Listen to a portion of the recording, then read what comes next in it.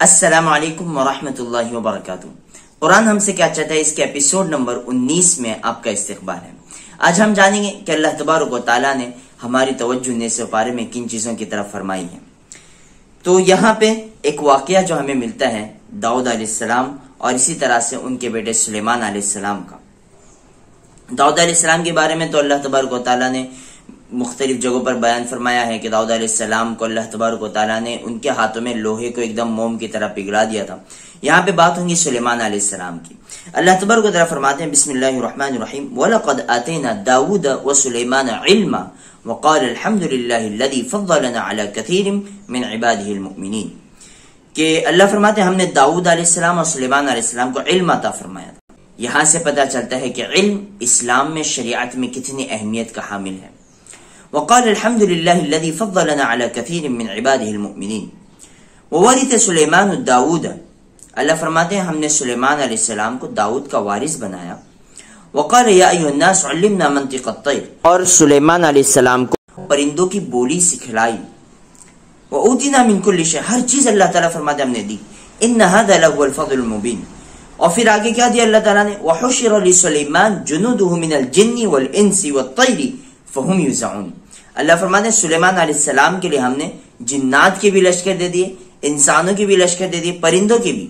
مطلب سلیمان علیہ السلام کی جو حکومت تھی وہ الگ لیول کی تھی۔ ایسی حکومت بہت مطلب سلیمان علیہ السلام ہی کو عطا ہوئی، سلیمان علیہ السلام کے علاوہ یہ حکومت کسی اور کو عطا نہیں ہوئی۔ آگے جو واقعہ اللہ تعالیٰ بیان فرما رہے ہیں ایک چیونٹی کا، وہ امپورٹنٹ ہے آج کی اس ویڈیو کا۔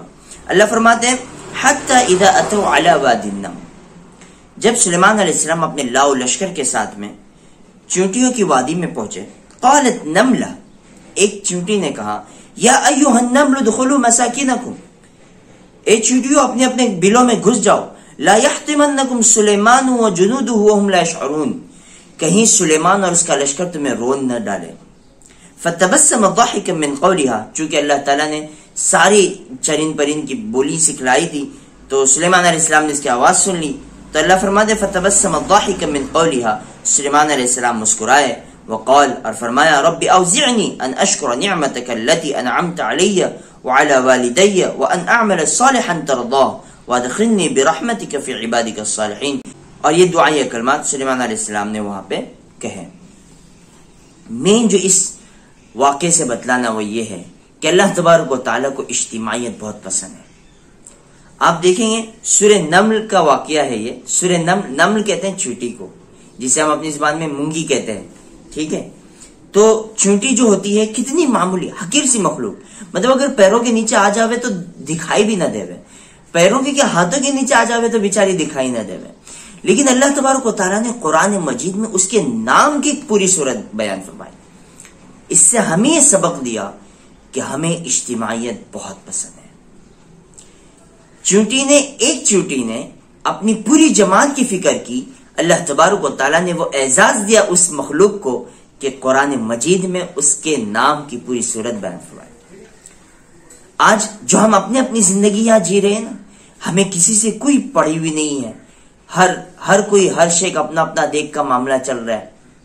بازو والا پڑوسی کس حالت میں ہے، کس مصیبت میں ہے، کس پریشانی میں ہے، ہمارے رشتہ دار، پڑوسی تو چھوڑو رشتہ داروں کی فکر نہیں کر رہے ہیں۔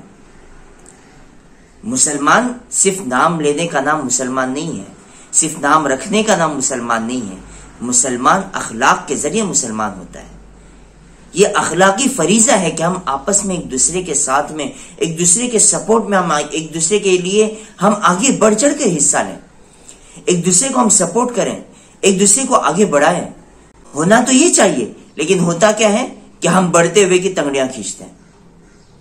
ہم سے کسی کا آگے بڑھنا یہ ہم سے دیکھا نہیں جاتا، کوئی اچھا کر رہا ہو تو اس کا دیکھا نہیں جاتا، کوئی برا کر رہا ہے تو اس کو ٹوکا نہیں جاتا۔ یہ چیزیں ہمارے اندر آ گئی ابھی۔ یہ جو باطل نے ہم کو سکھلا دیا نا کہ اپنے 2 بچے، اپنی بیوی بچوں کی فکریں کرنی ہے، بس وہیں سے ہماری قوم کا زوال شروع ہو گیا۔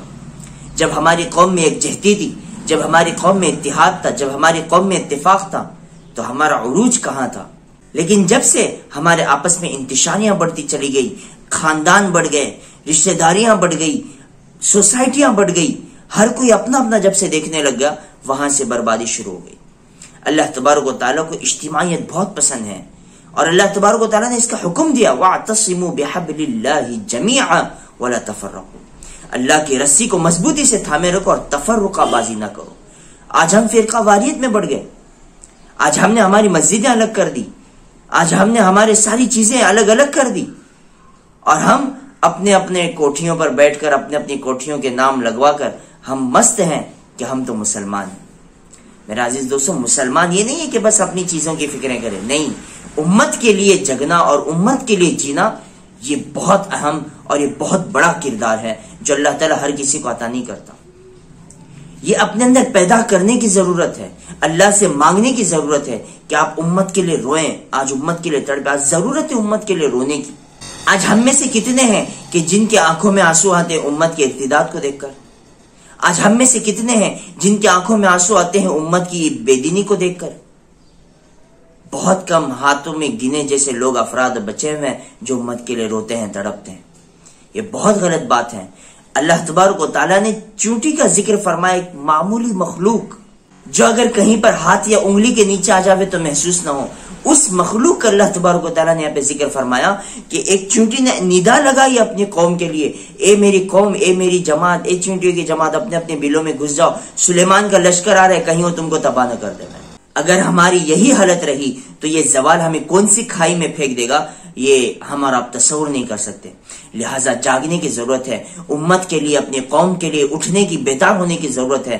آج کے اس پرفتن دور میں ہم ایک جٹ ہو کر، ہم ایک پلیٹ فارم پہ آ کر ایک دوسرے کا ساتھ دے کر، ایک دوسرے کو بڑھاوا دے کر، ہم جب ایک دوسرے کے ساتھ مل کر کام کریں گے تو انشاءاللہ وہ عروج اور وہ ترقیاں جو ہمارے ہاتھوں میں تھی، اللہ تبارک و تعالیٰ وہ دور ہمیں پھر دکھائے گا۔ اللہ ہم سب کو اس کی صحیح سمجھ عطا فرماوے، اپنی قوم کے لیے، اپنی امت کے لیے، اپنے لوگوں کے لیے ہمیں بیدار ہونے والا بنائے، بیدار رکھنے والا بنائے اور اپنی قوم کے لیے کام کرنے والا بنائے۔ بس امید کرتے ہیں آپ کو یہ چیز سمجھ آ گئی ہوگی۔ اگر سمجھ آ گئی ہے تو ویڈیو کو لائک ضرور کیجیے اور اس ویڈیو کو اپنے دوست احباب سے زیادہ شیئر کیجیے۔ ملتے اگلی ویڈیو میں، تب تک کے لیے اجازت دیجیے۔ السلام علیکم ورحمۃ اللہ وبرکاتہ۔